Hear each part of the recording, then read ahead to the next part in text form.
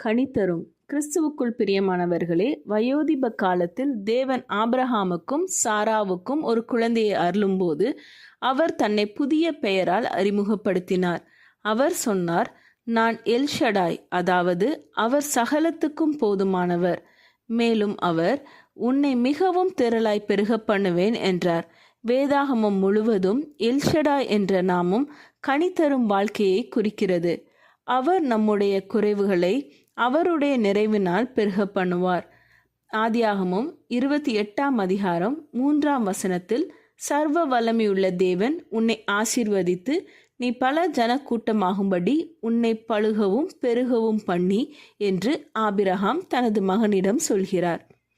ஆதியாகமம் 35 நான் சர்வ வல்லமையுள்ள தேவன், நீ பழுகி பெருகுவாயாக என்று தேவன் யாக்கோபிடம் சொல்கிறார்.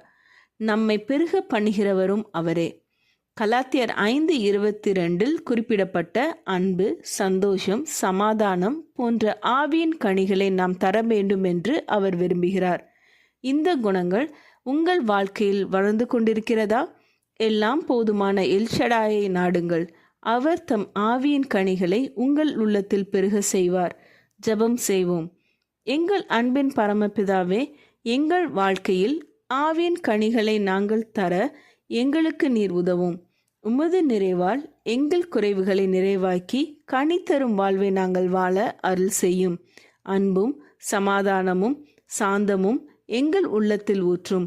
எல்லாம் போதுமான எல்ஷடா, உம்மை நம்பி நாங்கள் எங்கள் வாழ்க்கையை நடத்த எங்களுக்கு கிருபை தாரும். இயேசுவின் மூலம் ஜெபிக்கிறோம் பரமபிதாவே, ஆமேன். இந்த மெசேஜ் 1 ஏப்ரல் 2024 நான்சி டிமாஸ் வோல்கமோத் அவர்களின் இயேசுவை தேடி என்ற புரோகிராமிலிருந்து எடுக்கப்பட்டது.